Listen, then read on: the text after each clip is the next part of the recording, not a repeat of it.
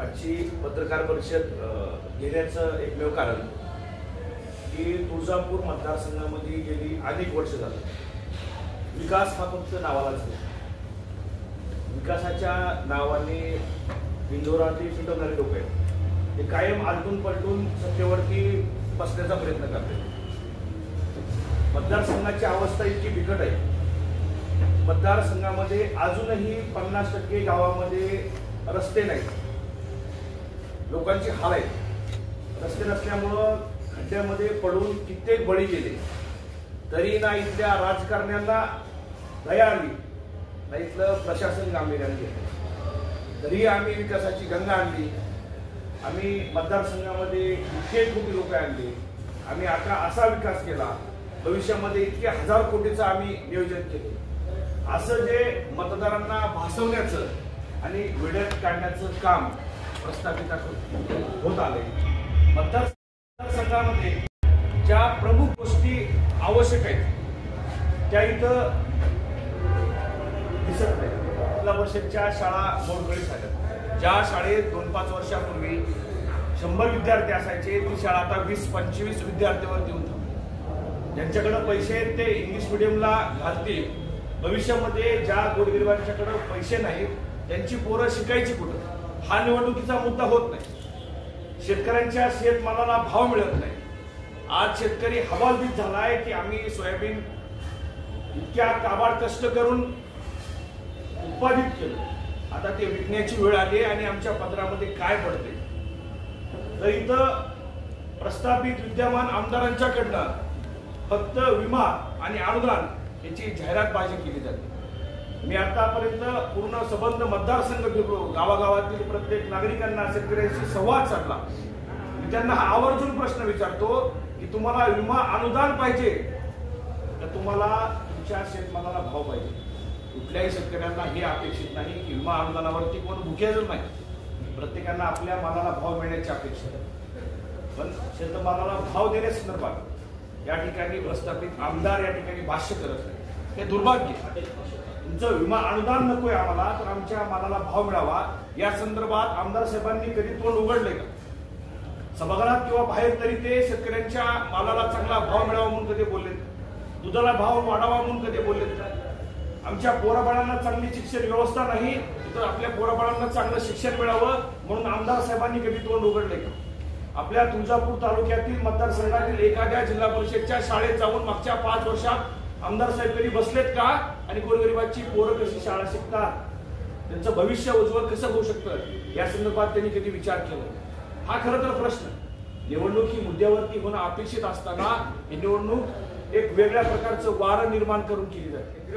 प्रामुख्यानं ही निवडणूक 2 पद्धतीने खेचण्याचा प्रयत्न केला जातोय दोन्ही पक्षाकडे. हे प्रस्थापित लोक आलटून पलटून सत्तेमध्ये येण्याचा प्रयत्न करतात. यांच्या मुद्द्यामध्ये निवडणुकीमध्ये कुठेही सर्वसामान्य शेतकरी, शेतमजूर, बेरोजगार, तरुण, विद्यार्थी, शिक्षण, आरोग्य हे एकही विषय नाही. एकमेकांनी एकमेकावरती टीका टिप्पणी करायची. निवडणुकीमध्ये मुद्दे असायला पाहिजे आमच्या पोराबाळांचं शिक्षण, आमची आरोग्य व्यवस्था. प्रत्येक शासकीय कार्यालयामध्ये जो भ्रष्टाचार होतो विशेषतः पंचायत समितीमध्ये प्रत्येक कामामागे प्रत्येक योजनामागे सर्वसामान्यांचा खिसा कापला जातो. त्यांची पिळवणूक होते, त्यांचं रक्त केलं जातं. याच्यावरती का निवडणूक होऊ शकत नाही? हे निवडणुकीचे मुद्दे होऊ शकत नाही. खऱ्या अर्थानं दुर्भाग्य आहे आमचं. मी फक्त उमेदवार म्हणूनच नाही तर या तालुक्यातील नागरिक म्हणून सुद्धा या गोष्टी बोलतोय. आम्हालाही वाटतं की शासकीय कार्यालयामध्ये गेलो तर त्या ठिकाणी आमचं स्वाभिमानामध्ये आमचं काम करू. तिथं आमच्याकडून लाच घेतली नाही झाली पण लाच दिल्याशिवाय एकाही सरकारी ऑफिसमध्ये काम होत नाही.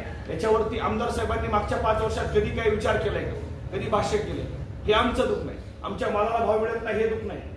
सरकारी दवाखान्यात गेलो आम्हाला चांगले उपचार मिळत नाहीत हे आमचं दुःख नाही. आमच्या पोराबाळांना शिक्षण मिळत नाही हे आमचं दुःख नाही. या धाराशिव जिल्ह्यामध्ये वर्षानुवर्ष राज्य करणारे गोरगरिबांना गुलाम करून ठेवणारे जे प्रस्थापित लोक आहेत यांनी या तुळजापूर तालुक्यामध्ये विशेषतः धाराशिव पूर्ण संबंध जिल्ह्यामध्ये 5,000 युवकांना त्यांच्या हाताला काम मिळावं असा एक तरी रोजगार निर्माण केलाय. ज्या सहकारी संस्था होत्या त्या सुद्धा बंद पडल्या. खरं तर आपण पत्रकार बांधव म्हणून आपण सुद्धा त्यांना हा प्रश्न कधीतरी विचारला पाहिजे ते जे प्रेस नोट लिहून देत असतील किंवा ते जे भाष्य करतात ते फक्त जनतेसमोर घेऊन जाण्याऐवजी पत्रकार बांधवांनो, तुम्हाला सुद्धा माझी हात जोडून विनंती, तुम्ही सुद्धा या तालुक्याचे या जिल्ह्याचे नागरिक आहात. आपण सर्वजण इथले नागरिक समजून किंवा मतदार समजून तुम्ही सुद्धा कधीतरी विचार केला पाहिजे, त्यांना हा जाब विचारला पाहिजे की तुम्ही निवडणुका लढवता, निवडून येता, तुम्ही कधी सत्तेत आहात कधी नाही. दोन्ही उमेदवाराबद्दल भाष्य करते, दोन्ही पक्षाच्या बोलते, तुम्ही सर्वसामान्याचा विचार कधी केलाय? तुम्ही सुद्धा प्रश्न विचारला पाहिजे. काल गडकरी साहेब येऊन गेले, त्यांनी जर खऱ्या अर्थानं विकासच केलाय मागच्या 5 वर्षांमध्ये, त्यांनी जर हजारो कोटी जर तुळजापूर तालुक्याला आणलेच आहेत, तर त्यांना गडकरी साहेबांना इतक्या मोठ्या व्यक्तींना नळदुर्गला घेऊन येण्याची का गरज पडावी? का गरज पडावी? त्यांना लाडक्या बहिणीची गावोगावी फ्लेक्स लावून जाहिरात करण्याची का गरज पडावी? आणि त्याच्याही पलीकडे जाऊन ह्या निवडणुकीमध्ये खरं तर मला जात धर्मावरती बोलणं योग्य वाटत नाही, पण ह्या निवडणुकीमध्ये प्रामुख्याने दोन्ही उमेदवारांनी जात घेऊन आले. या जातीचं समीकरण उघड जरी नसलं तर प्रत्यक्षातपणे त्याची अंमलबजावणी यांच्याकडून होते. यांच्याकडं प्रत्येक जातीतला एक बांधव यांच्या सोबत येतो. बंजारा बांधव असेल, धनगर बांधव असेल, लिंगायत बांधव असेल, दलित बांधव असेल, मुस्लिम बांधव असेल, वंजारी बांधव असेल, सगळ्या जाती धर्मातले एक एक माणसं यांनी फक्त जनतेला चेहरा दाखवण्यासाठी की बाबा आपल्या जातीतला माणूस यांच्यासोबत, आपल्या जातीतला माणूस त्यांच्यासोबत आहे, त्यांनी त्याच्या गावात जावं, त्याच्या मतदारांना सांगावं की मी त्यांच्यासोबत आहे. भविष्यात आपल्या जातीतला माणूस उमेदवारासोबत आहे, आपल्या जातीतला माणूस आमदारासोबत आहे, म्हणून जनतेने, भोळ्याबाबड्या जनतेने आपल्या जातीतल्या माणसावरती विश्वास टाकावा. वेगवेगळ्या जाती धर्मातल्या माणसांना फक्त मतदान खेचण्यासाठी निवडणुकीच्या तोंडावरती पदं दिली जायची आणि आपल्याला जनतेला खुश करायचं की आमच्या जातीतल्या माणसाला पद दिले, म्हणून भोळ्या बाबड्या जनतेकडनं मतदान करण्यासाठी हे जातीचं विष सुद्धा कालवलं जाते. हे जरी बाहेर दिसत नसतं तर याचं वास्तव आहे गावोगावी. निवडणुका कशावरती व्हायला पाहिजे? रोजगारांची काय विषय?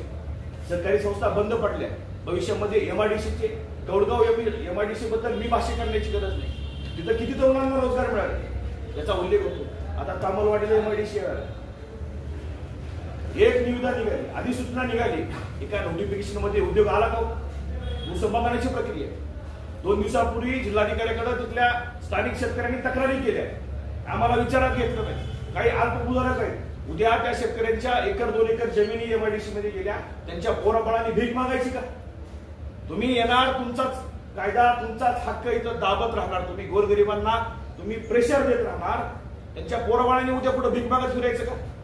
आमच्या पोराबाळांनी तुम्ही एमआयडीसी उभी करा आणि आमच्या पोराबाळांनी तिथं काय वॉचमन म्हणून काम करायचं? एमआयडीसीला माझा विरोध नाही, उद्योग आला पाहिजे, तरुणांना काम मिळालं पाहिजे, पण ते उद्योग उभा करण्यासाठी, एमआयडीसी उभा करण्यासाठी त्या ठिकाणचं वातावरण पोषक आहे का? तिथं वीज आहे का? तिथं पाणी आहे का? तिथली भौगोलिक अवस्था कशी आहे याचा अभ्यास केला गेला का?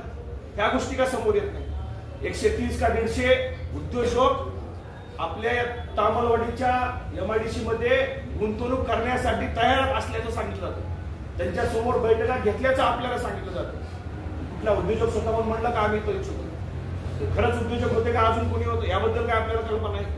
ज्या गोष्टी भासवल्या जातात, आपल्याला दाखवल्या जातात, त्याच्यामध्ये भोळी बाबडी जनता गुरफडून काढण्याचं इथं काम केलं जातं. खऱ्या अर्थाने ही निवडणूक विकासाच्या मुद्द्यावरती होत नाही, ही निवडणूक तुमच्या आमच्या प्रश्नावरती होत नाही, तर ही निवडणूक यांना सत्तेत जायचंय म्हणून या गोष्टी कुठंतरी उजेडात याव्या यासाठी ही पत्रकार परिषद.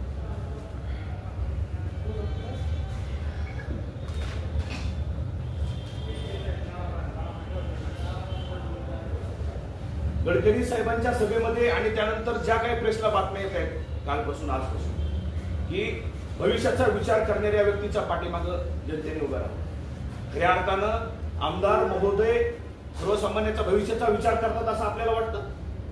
आमदार महोदयांनी कधी सर्वसामान्याचा विचार केलाय? त्यांच्या कुटुंबामध्ये किती वर्षापासून सत्ता आहे? गेली 30-40 वर्षापासून त्यांच्या कुटुंबामध्ये सत्ता आहे. किती उद्योग आहेत आपल्याकडे? आपल्या धाराशिव जिल्ह्याचा, तुळजापूर तालुक्याचा काय विचार केला आतापर्यंत? त्यांनी काय ठेवलं त्यांनी जिल्ह्यामध्ये? दूध संघ बंद पडले, सरकारी इतर संस्था बंद आहेत, जडी चालू उद्योग बंद पडले, ते आपल्या भविष्याचा विचार करणार आहेत का? त्यांच्याकडनं मतदारसंघाला किंवा आपल्या जिल्ह्याला काय अपेक्षा असणार? आणि ज्या पद्धतीनं जनतेला भासवण्याचा प्रयत्न केला जातोय, बसवसृष्टी असो, नाईक साहेबांचं स्मारक असो, खरं तर स्वागत आहे या गोष्टी. आपल्याकडे असं घडत असत नाईक साहेबांचं स्मारक येत असेल, बसवसृष्टी होत असेल नदूरला, तिला एक पर्यटन स्थळ म्हणून जर उदयास येत असेल तर या गोष्टीचा निश्चित आनंद आहे, त्याचं स्वागत व्हायला पाहिजे. पण हे खरंच प्रत्यक्षात होणार आहे का फक्त हे निवडणुकीच्या तोंडावरती जनतेला वेळेत काढायचं काम करतात? मी जेव्हा जेव्हा सोशल मीडियावरती त्यांचं हे भविष्यात होणारं काम पाहतो तेव्हा मला सुद्धा भास होतो की मी तुळजापूर तालुक्यात फिरतोय का दुबईमध्ये फिरतोय. मोबाईल सोशल मीडियावरती ह्या गोष्टी पाहिल्यानंतर मला असं वाटायला लागलं की मी तुळजापूरला का दुबईमध्ये. असं वाटतं नळदुर्गचा काय कायापालट होणार, तुळजापूर शहराचा कसा कायापालट होणार. हा कायापालट फक्त डिजिटलला दाखवला जातो. प्रत्यक्षात ह्या गोष्टी होतील का नाही हा प्रश्न आहे. मागील 10 वर्षामध्ये मोदी साहेबांनी जितके नारळ आपल्या देशभरात फोडले नसतील उद्घाटनाचे त्याच्यापेक्षा अधिक नारळ आपल्या आमदार साहेबांनी मागच्या 2 महिन्यामध्ये तालुक्यात फोडले. खरं तर हा प्रश्न आहे की त्यांनी फोडलेल्या नारळाची कामं पुढच्या 50 वर्षात तरी होतील की भयान इथली अवस्था. दोन्ही उमेदवार पाहता जनतेमधून सुद्धा हा सुरू आहे की लोक मॅनेज तर नाही, मॅनेज करून तरी उमेदवारी देईल नाही. हे वास्तव आहे, मी बोलत नाही, जनता बोलते. कित्येक मतदारांचे लोकांचे मला फोन येतात, ते सांगतात की दादा तुम्ही पळत राहा, तुम्ही कष्ट करत राहा, तुम्हाला निश्चित येणार आहे. यश अपयश हा माझा विषय नाही. खऱ्या अर्थाने ही निवडणूक मला यश मिळावं, आमदार व्हावं आणि आमदार म्हणून मिरवावं किंवा करोडो रुपये कमावं हे माझं स्वप्न कालही नव्हतं, आजही नाही, भविष्यात सुद्धा नसतं. खऱ्या अर्थाने इथल्या सर्वसामान्यांना न्याय मिळाला पाहिजे, त्यांच्या अडचणी मिटल्या पाहिजे, आपल्या पोराबाळांना चांगलं शिक्षण मिळालं पाहिजे, आपली आरोग्य व्यवस्था चांगली पाहिजे, याच्यासाठी मी ही निवडणूक करतो. कित्येक योजना इतक्या शेतकऱ्यांना मातीत घालणारे आहेत, त्या योजनेवरती भाष्य केलं जातं. आमचा गोळाबाबडा शेतकरी कायमस्वरूपी काबाड कष्ट करतो, त्याच्या हातामध्ये काही सुद्धा उरत नाही, त्याच्यावरती भाष्य केलं जातं. एक उदाहरण म्हणून तुम्हाला मी योजना सांगतो. मागल त्याला वीर अशी एक योजना, तुम्ही सुद्धा सगळे ऐकून असेल. तुम्ही सगळे सर्वसामान्यांचे शेतकऱ्यांचे, तुम्ही शेतीशी संबंधित शेतकरी तुम्ही असाल. मागल त्याला वीर अशी एक योजना आहे. योजनेचं उद्दिष्ट काय असावं? शेतकऱ्यांचं भलं करणं हेच उद्दिष्ट असावं. शेतकऱ्यांना वीर दिली म्हणजे त्याला पाण्याची साठवणूक होईल, त्याची शेती चांगली होईल, तो सुखी होईल. जर सरकारचं मागल त्याला विहीर देणं आणि त्याला विहीर देऊन त्याला समृद्ध करणं हे उद्दिष्ट असेल तर रोजगार हमी योजनेतून ती विहीर करावी अशी खुट्टी मारण्याची काय गरज आहे? प्रत्येक योजनेमागं एक खुट्टी मारत त्याला एक आकडा लावून ठेवलाय. विहीर तर करा पण ती रोजगार हमी योजनेतून करा. सोयाबीन काढायला माणूस मिळतो, विहीर पाडायला माणूस आता मिळू शकतो, शक्य आहे. विहीर पाडायला जिथं पाषाण आहे, खडक आहे, अशा ठिकाणी विहीर पाडायला मजूर मिळू शकतो का? घरीच शक्य नाही. मग काय होतं? शेतकरी मग मशीननी विहीर करायला जातो. मशीननी विहीर करणं म्हणजे ते नियमात बसत नाही. मग काय होतं? मग भ्रष्टाचारला इथून सुरुवात होती. मस्टर तयार करण्यापासून, विहीर मंजुरी पासून, मग त्याच्या गावातील 5-10 लोकांचे पासबुक मस्टरला दाखवायचे, त्यांच्या खात्यावरती ते पैसे येतात. 10 लोकांच्या खात्यावरती पैसे आले, त्यातले 1-2 लोक पैसे देत नाही शेतकऱ्याला. मशीनला पैसे इकडून तिकडून गोळा करून शेतकरी भरतो. मशीनचे पैसे ज्याच्याकडे घेतले ते परत देण्यासाठी सुद्धा त्या शेतकऱ्याची वाईट आलं. कुठून द्यायचे पैसे नाही. जर तुम्हाला शेतकऱ्यांचं भलं करायचंय तर तुम्ही थेट विहीर द्या. बाबा रे 20 फूट खान एवढे पैसे घेऊन जा, 40 फूट खान पुढचे घेऊन जा, 60 फूट झाली का पूर्ण पैसे घेऊन जा, विषय मिटला. ही जी रोजगार हमी योजनेतून जी विहीर करायची त्याच्या मागं उद्या शेतकऱ्याची या प्रशासनाने अडवणूक करायची आणि सांगायचं की मजुरांनी विहीर केली पाहिजे. तुम्ही मशीननी घेताय, मजुरांनी विहीर घ्यायची हे फक्त कागदावरती दाखवलं जातं. विहीर होते मशीननीच आणि मशीननी विहीर होते ते रेकॉर्डवर दाखवण्यासाठी मग इथं पंचायत समितीमध्ये भ्रष्टाचार होतो. विहिरीची प्रक्रिया पूर्ण होईपर्यंत, बिले उचलेपर्यंत प्रत्येक मस्टरला मग त्या ठिकाणी पैसे कुणाला किती द्यायचे, जिओ टाकीचा विषय असेल, अजूनही बऱ्याच प्रक्रिया आहेत त्याच्यामध्ये प्रत्येक ठिकाणी मग पैसा शेतकऱ्याची लूटमार होते, त्याच्यामध्ये भ्रष्टाचार होतो आणि हे पैसे नेमके कुणाच्या घशात जातात हा विषय. भ्रष्टाचाराचा जरी हा मुद्दा बाजूला ठेवला तर मग ह्या ज्या गोष्टी घडत आहेत, ह्या ज्या योजना आहेत, ही जी सरकारी धोरणं आहेत सरकारची, ह्या धोरणावरती आमदार साहेबांच्या याच्यावरती लक्ष नसेल का? आमदार साहेबांना या योजनेवरती किंवा शेतकऱ्यांना एखादी योजना राबवण्यासाठी अशा अडचणी येतात आणि शेतकरी मग भ्रष्टाचाराला बळी पडतो, त्याला त्याचा खिस्सा कापला जातो. ह्या गोष्टी आमदार साहेबांना कळत नसतील का? ह्या गोष्टी इतर उमेदवारांना, काँग्रेसच्या उमेदवारांना कळत नसेल का? या गोष्टीवरती का भाष्य केलं जातं? या गोष्टीवरती बोललं पाहिजे. जोपर्यंत या गोष्टीला आपण नाही बोलणार, आपण किंवा याला वाचा फुटणार नाही, तोपर्यंत या गोष्टी उजेडणार नाही. खरं तर या गोष्टी सभागृहामध्ये लावून धरण्याची गरज आहे. सभागृहामधून एखाद्या योजना चुकीच्या असतील त्याची अंमलबजावणी करण्यासाठी शेतकऱ्यांना अडचणी निर्माण येत असतील आणि त्यामुळे जर शेतकऱ्यांचा खिसा कापला जात असेल तर अशा गोष्टीवरती ज्या लोकांना आपण निवडून दिले त्यांनी हे प्रश्न सभागृहात लावून धरून कायदे बदलण्याचं, योजनेमध्ये तरतुदी करण्याचं काम केलं गेलं पाहिजे. पण ना यांना शेतकऱ्याची जाणीव आहे. मला तर हा प्रश्न आहे की दोन्ही उमेदवार सर्वसामान्याचं भलं करण्यासाठी सक्षम नाहीत. मी हा माझा आरोप आहे. दोन्हीही उमेदवार गोरगरिबांचं भलं करण्यासाठी सक्षम नाही. मी आपल्या माध्यमातून दोघांनाही ओपन चॅलेंज देतो की दोघांनाही माझ्या समोर चर्चेला यावं. मी आपल्या पत्रकार बांधवांना विनंती करतो, असा प्रोग्राम, असा कार्यक्रम तुम्ही आयोजित करा. तिघांनाही एकत्रित बसवा समोर असून गोरगरिबांच्या भविष्यासाठी तुमच्याकडे काय स्वप्न आहे, तुमच्याकडे काय दिले, तुमच्याकडे उद्दिष्ट काय, तुम्ही तिघांनाही विचारा प्रश्न. तुम्ही विचारले पाहिजे. खरं तर पत्रकार बांधव सुद्धा आपल्या तालुक्याचा, जिल्ह्याचा विकास करण्यामध्ये एक कणा होऊ शकतो. तुम्ही स्वतः जर आवाज उठवला आणि तुम्ही जर प्रयत्न केला तर या गोष्टी होऊ शकतात. तुम्ही मला सुद्धा प्रश्न विचारले पाहिजे. मी काय करणार आहे, माझ्याकडे काय उद्दिष्ट आहे, माझ्याकडे ध्येय काय पुढे मतदारसंघाचं, या गोष्टी तुम्ही सुद्धा मला विचारणं गरजेचं आहे. तसं त्यांनाही विचारणं गरजेचं आहे. आपल्या माध्यमातून मी दोघांनाही आवाहन करतो आणि तुम्हाला सुद्धा मी आवाहन करतो, विनंती करतो की तुम्ही तिघांना एका मंचावरती बोलवा, एकत्र बोलवा. तिघांनाही प्रश्न विचारा की तुमच्याकडे उद्दिष्ट काय, सर्वसामान्यांच्या जगण्यामध्ये तुम्हाला चांगले दिवस आणण्यासाठी तुम्ही भविष्यात काय करू शकता. विकास एवढा निधी आणला, तेवढा निधी आणला म्हणजे विकास झाला का? जोपर्यंत आमची पोरं बाळा शिकणार नाहीत, स्वतःच्या पायावर उभी राहणार नाहीत, तोपर्यंत त्यांच्या घरामध्ये 4 पैसे येणार नाही. जोपर्यंत त्यांच्याकडे 4 पैसे येणार नाहीत, तोपर्यंत त्यांच्यावर घरावरली त्यांच्या पत्री निघून त्यांच्या घरावर स्लॅब पडणार नाही. हा मार्ग आहे. तर हा मार्ग बाजूला राहील. जोपर्यंत आमच्या मालाला भाव मिळणार नाही, तोपर्यंत आम्ही सुखी होणार नाही. हे सगळेच मुद्दे कुठं तर बाजूला केले जातात आणि निधी आणला, इतके 1000 कोटी आणला, तितके 1000 कोटी आणला, याच्यावरती ह्या निवडणुका होत असतील.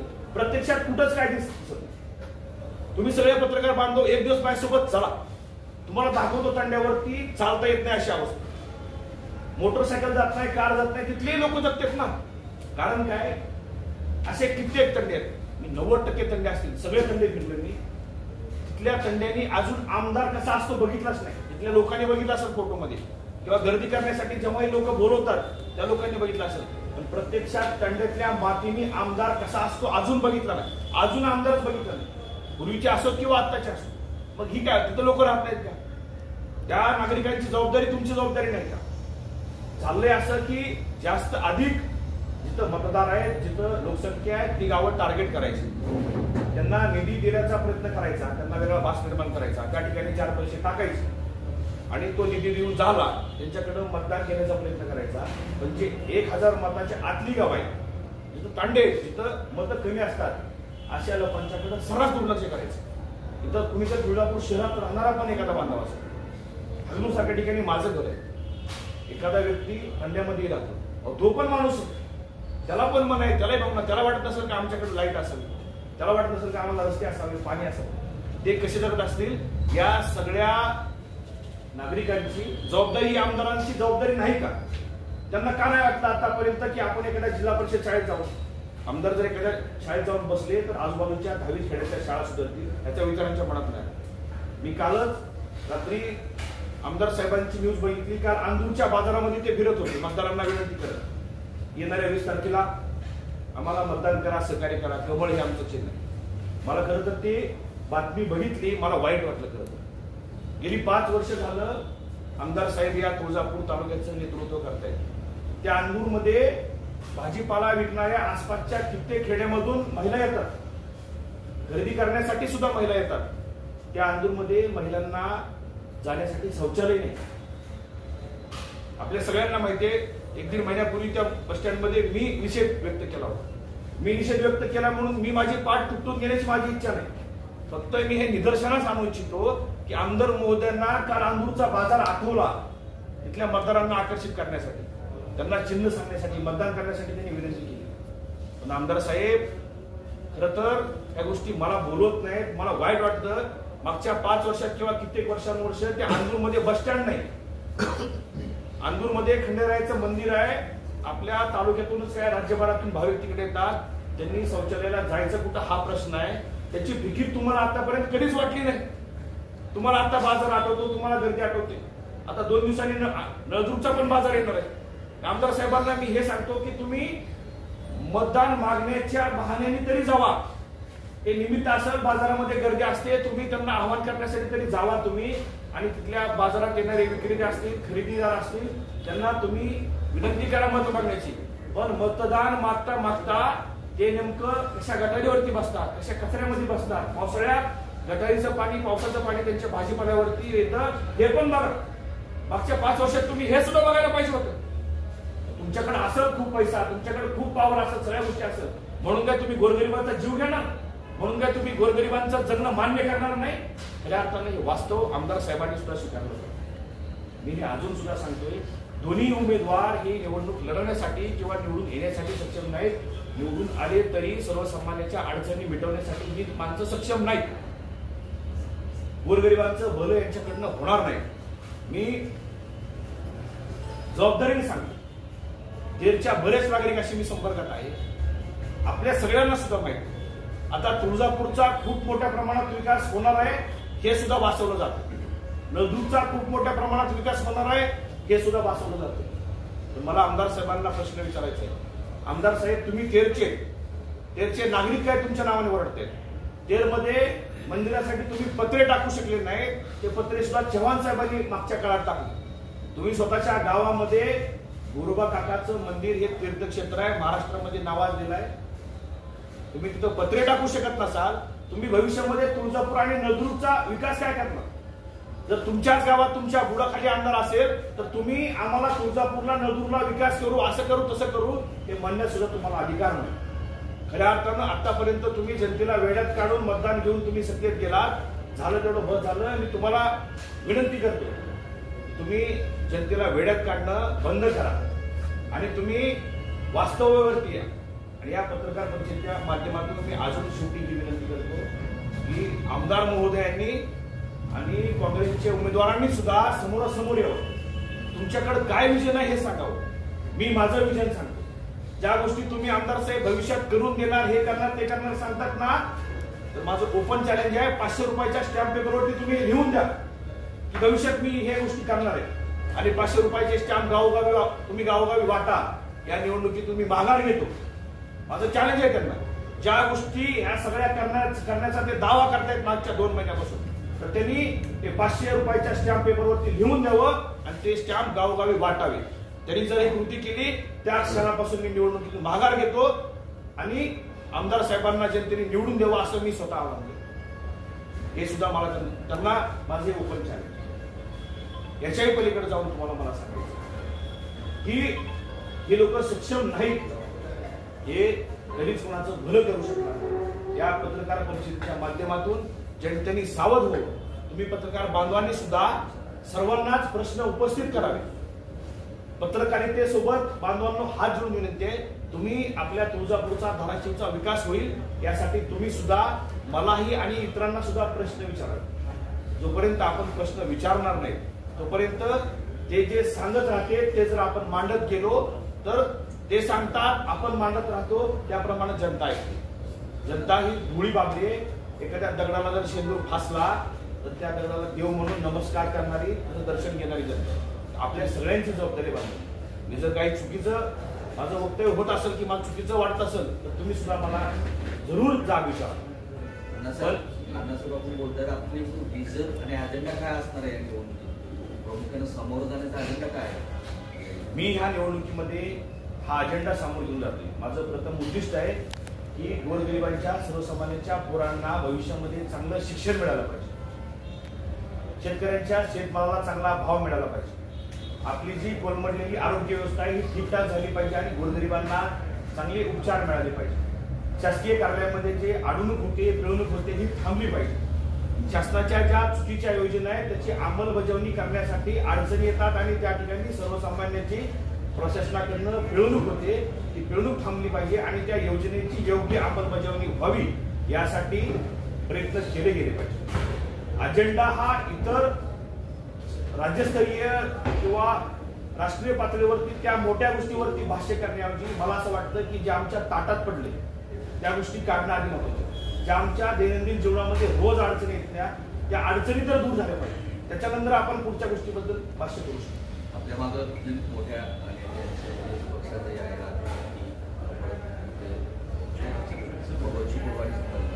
काय नेमकी तुम्हाला त्यांच्याकडून कुठल्या मुद्द्यावरती जी निवडणूक झाली पाहिजे आणि तुळजापुरात काय आवश्यक आहे, काय त्यांनी त्याच्यामार्फत सांगितलं?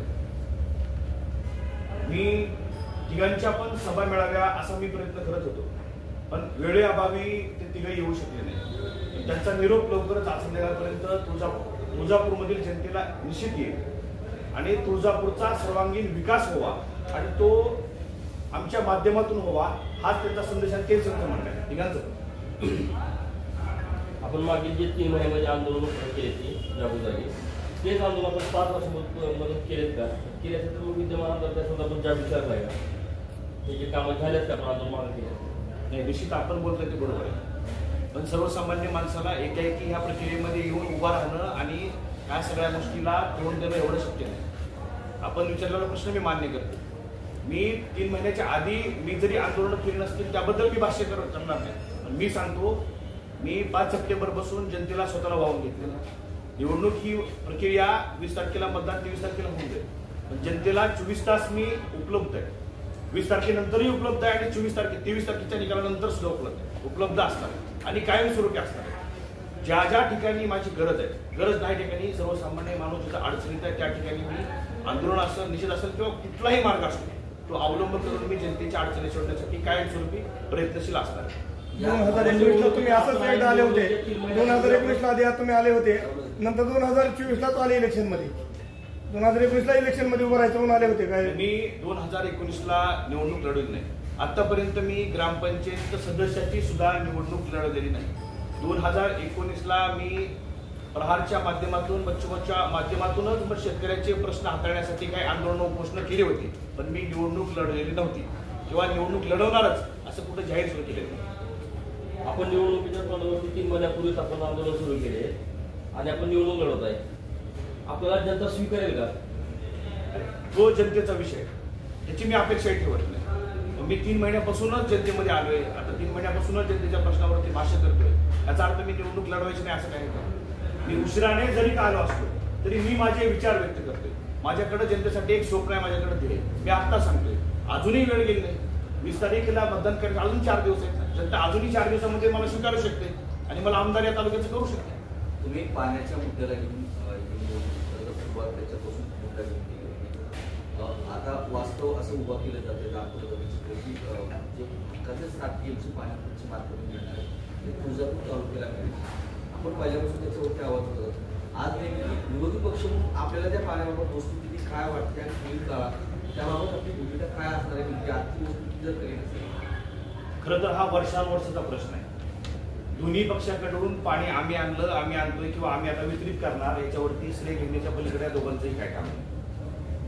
आता पाण्याचा प्रश्न अजून जागेवरतीच आहे, पण त्याच्यावरती मतदान घेण्यासाठी कोणतेही रसिक सगळी चालू आहे. खऱ्या अर्थानं मी प्रामाणिकपणे सांगतो, मतदान घेणं किंवा जनतेला बुलबुल्या करून मी किती चांगला ह्या सांगण्याच्या भानगडीत मी पडणार. मी प्रामाणिकपणे सांगतो की ही योजना जर प्रामाणिकपणे आमदार उद्या कुणी होऊ द्या, आमदार कुणी होऊ द्या, मी असो किंवा अजून कुणी असो, त्या व्यक्तीने जरी प्रामाणिक प्रयत्न केला, किती जरी निधी उपलब्ध करून घेतला, तरी प्रत्यक्षात शेतकऱ्याच्या बांधाला हे पाणी जाण्यासाठी कमीत कमी 5 ते 10 वर्ष लागतील असा हा अंदाज. तर डिसेंबरमध्ये पाणी पडतंय का ह्याच्याबद्दल संशयच. मी मगाशी स्टॅम्प पेपरचं जे बोललो आमदारांना, माझा हे पण मला त्यांना म्हणायचंय की तुम्ही ते डिसेंबरमध्ये खरंच पाणी सोडणार आहात, ते सुद्धा तुम्ही स्टॅम्प पेपरवरती लिहून दिलं पाहिजे.